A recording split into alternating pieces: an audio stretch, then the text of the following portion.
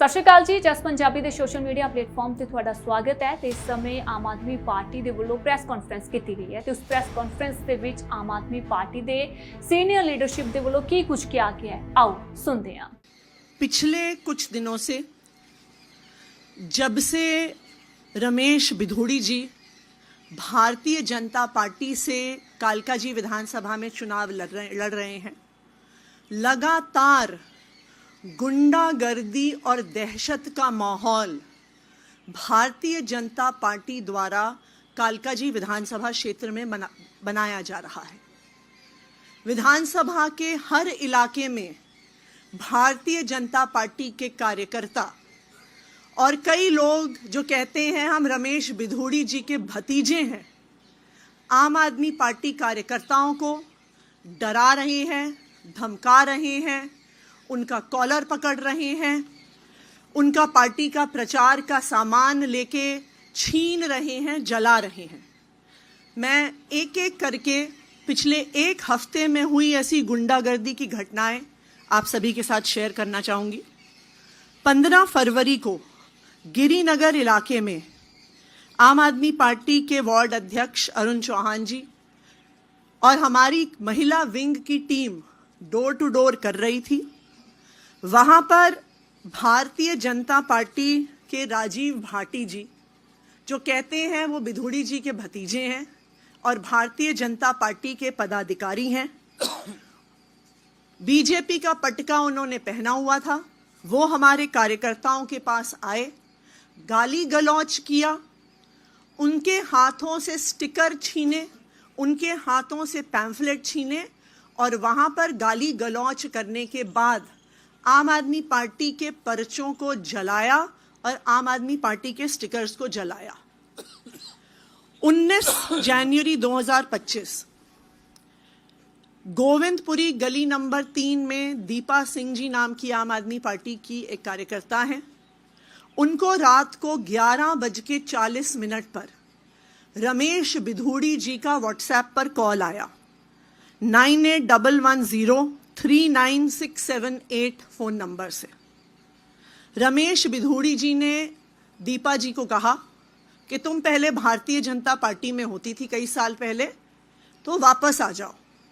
जब उन्होंने मना किया और कहा कि हम तो अब आम आदमी पार्टी में हैं, आतिशी जी के साथ हैं, तो बिधूड़ी जी ने कहा ये आतंकवादियों की पार्टी है, 8 तारीख के बाद आतिशी जेल जाएगी, उसको अंदर करवाऊंगा और साथ में तू मेरे साथ बाहर नहीं निकली तो तुझे भी अंदर करवाऊंगा 8 तारीख के बाद।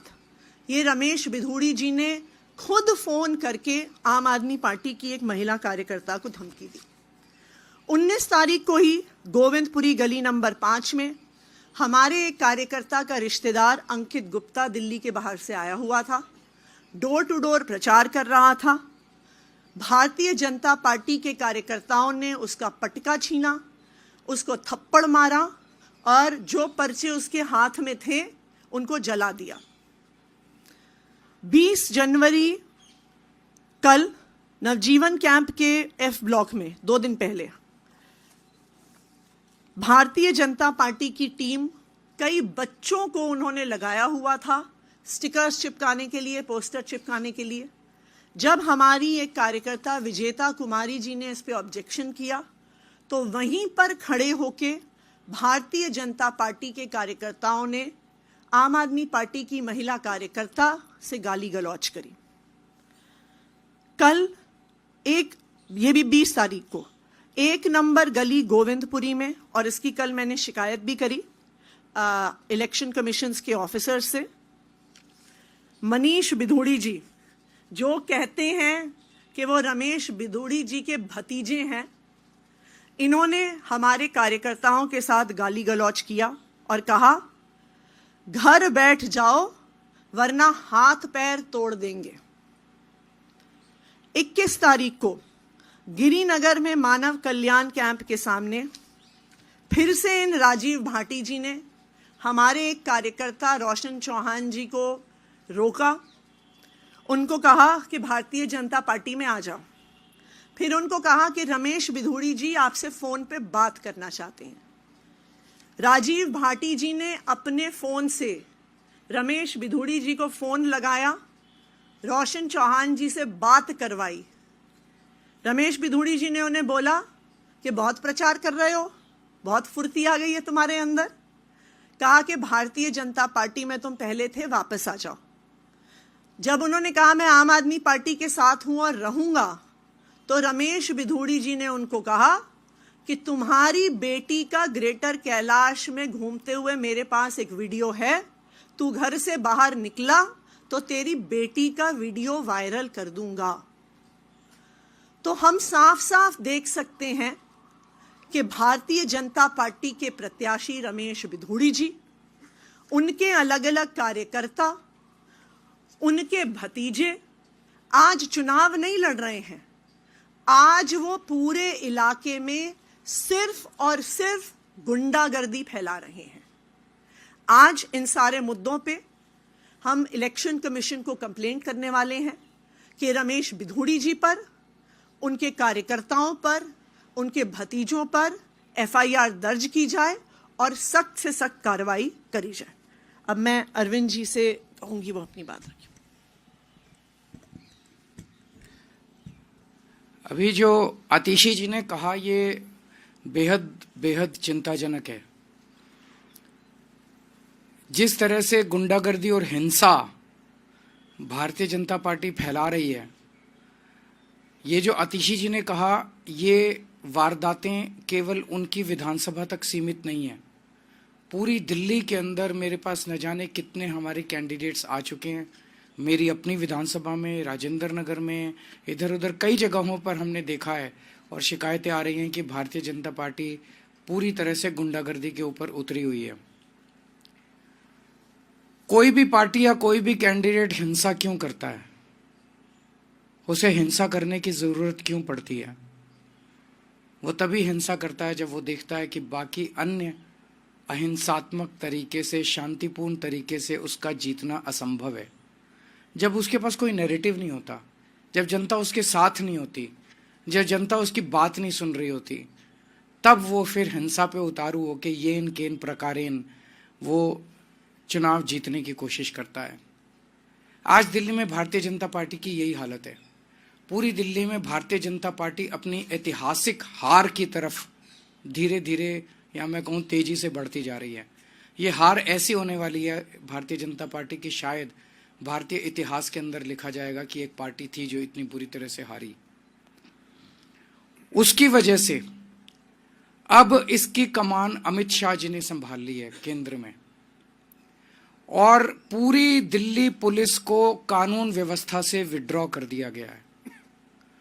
और पूरी दिल्ली पुलिस को विड्रॉ करके उनको केवल और केवल भारतीय जनता पार्टी के चुनाव प्रचार में करने में, पूरी दिल्ली पुलिस अब भारतीय जनता पार्टी का चुनाव प्रचार कर रही है। और चुनाव प्रचार कैसे कर रही है? भारतीय जनता पार्टी के गुंडों को गुंडागर्दी करने में संरक्षण देते हैं या फैसिलिटेट करते हैं, पार्टिसिपेट भी करते हैं। पूरे खुलेआम गुंडागर्दी चल रही है, पैसे बांटे जा रहे हैं, सामान बांटे जा रहे हैं, साड़ियां बांटी जा रही हैं, और पुलिस वहीं खड़ी होती है। पुलिस बाकायदा लोगों को लाइन में खड़ा करा के प्रॉपरली उनको सामान दिलवाती है, प्रॉपरली पैसे दिलवाती है, चेक करती है। वोटर हो तो सामान लो, वोटर नहीं हो, वोट नहीं बना हुआ तो पुलिस बाकायदा चेक कर करके सामान बंटवा रही है। तो पुलिस के संरक्षण में पूरी दिल्ली से दिल्ली पुलिस को विड्रॉ कर लिया गया कानून व्यवस्था से। और इसलिए हम देख रहे हैं पिछले कुछ दिनों में किस तरह से पहले से ही चरमराई हुई थी दिल्ली की कानून व्यवस्था, अब तो पूरी तरह से ध्वस्त हो चुकी है दिल्ली की कानून व्यवस्था, क्योंकि दिल्ली के लोगों के संरक्षण देने के लिए, उनको सुरक्षा देने के लिए कोई पुलिस अवेलेबल नहीं है। सारी दिल्ली पुलिस केवल और केवल भारतीय जनता पार्टी को गुंडागर्दी को संरक्षण देने के लिए लगी हुई है। मेरी एक दो एसएचओ से बात हुई, उन एसएचओज ने मुझे जो बताया वो इतना खतरनाक है कि आप सुन के आपके रोंगटे खड़े हो जाएंगे। उन्होंने कहा जी सीधे एमएचए से आदेश आ रहे हैं, बीच में कोई सीपी नहीं है, कोई डीसीपी नहीं है, कोई स्पेशल सीपी नहीं है, कोई एडिशनल सीपी नहीं है, सीधे एमएचए से आदेश आता है एसएचओ को, फलानी फलानी जगह फलाने फलाने नेता की के आम आदमी पार्टी के नेता की मीटिंग डिसरप्ट करनी है। और पुलिस वहाँ पे बाकायदा लेके जाती है बीजेपी के गुंडों को, अपने संरक्षण में वहाँ पे गुंडागर्दी करवाती है। दिल्ली के अंदर अब केवल आम आदमी पार्टी नहीं, कोई पता चल जाए कि आम आदमी पार्टी का समर्थक है, आम आदमी पार्टी का वोटर है, उसको भी नहीं बख्शा जा रहा, उसको डराया जा रहा है। जैसे अब इन्होंने कहा धमकाया जा रहा है, डराया जा रहा है, और पूरी दिल्ली के अंदर एक जबरदस्त डर का माहौल है कि खबरदार अगर आम आदमी पार्टी को वोट दिया तो। दिल्ली ने इस तरह की हिंसा कभी नहीं देखी थी। दिल्ली एक शांतिप्रिय स्टेट है, दिल्ली एक सभ्य लोगों का शहर है, दिल्ली पढ़े लिखे लोगों का शहर है। तो मैं ये पूछना चाहता हूं कि क्या दिल्ली ये सब बर्दाश्त करेगी? दिल्ली ये बर्दाश्त नहीं करेगी। मेरी अपनी 3 या 4 सभाओं को इन लोगों ने डिसरप्ट करने की कोशिश की, और बड़ी खूबसूरती देखिए कि वहां जो ऑडियंस में लोकल जनता आई हुई थी, महिलाओं ने खड़े होकर जो बीजेपी के कार्यकर्ताओं को खदेड़ा, वहां से उन्हें दुम दबा के भागना पड़ा। तो मैं दिल्ली की जनता को कहना चाहता हूं कि दिल्ली हम सब लोगों की है, इन गुंडों की नहीं है दिल्ली। हमें दिल्ली को बचाना पड़ेगा, आपको दिल्ली को बचाना पड़ेगा, अपनी दिल्ली के लिए, अपने बच्चों के भविष्य के लिए, दिल्ली के भविष्य के लिए आपको खड़े होना पड़ेगा। अगर कहीं ये डराने की कोशिश करें, एकजुट होकर इनका सामना करना पड़ेगा। हम देखते हैं, हम सब 2 करोड़ लोग देखते हैं कि कैसे ये बीजेपी वाले दिल्ली को बर्बाद करते हैं। हम नहीं होने देंगे दिल्ली को बर्बाद। और आप सोच के देखो, चुनाव के पहले अगर ये गुंडागर्दी इस तरह की कर रहे हैं, खुदा ना खास्ता अगर ये जीत गए तो चुनाव के बाद ये दिल्ली का क्या हाल करेंगे, इसकी आप कल्पना भी नहीं कर सकते। हमें दिल्ली की संस्कृति को बचाना है और इस गुंडागर्दी को रोकना है। आप कुछ अगर कोई 1-2 क्वेश्चंस हैं तो आप बताइए। वो बिल्कुल रोकने की कोशिश की जा रही है। मुझे ये डर है कि चुनाव वाले दिन वोटर्स को वोट डालने से रोका जाएगा। मुझे मतलब मैंने बताया, बीजेपी अपनी शायद 2015 की जो हार थी, 3 सीट आई थी, उससे भी ज्यादा बुरी हार इन लोगों की होने वाली है। इस बार बहुत बुरा हाल होने वाला है, और जितनी गुंडागर्दी ये कर रहे हैं उतने वोट इनके कम हो रहे हैं, उतने वोट। जनता ये पसंद नहीं करती। जनता कहती है भाई आप अपना काम बताओ, काम इनके पास है नहीं गिनाने को। जनता कहती है आप अपना विजन बताओ, विजन ये कहते हैं मोहल्ला क्लिनिक बंद कर देंगे, दिल्ली के स्कूल बंद कर देंगे, दिल्ली के। जनता को ये सब, इनका एजेंडा पसंद नहीं आ रहा जनता को।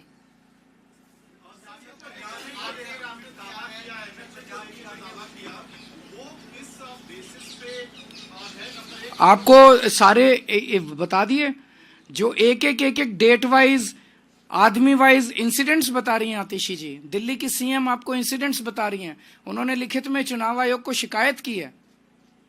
इनको सबको गिरफ्तार किया जाए। जिन जिन लोगों का नाम अभी आतिशी जी ने लिया, अगर चुनाव दिल्ली में निष्पक्ष होने हैं, कम से कम चुनाव तक इन लोगों को गिरफ्तार करके अंदर रखा जाए। अदरवाइज तो ये खुलेआम है कि पुलिस तो हमारी है। जब सैया भय कोतवाल तो डर काहेगा।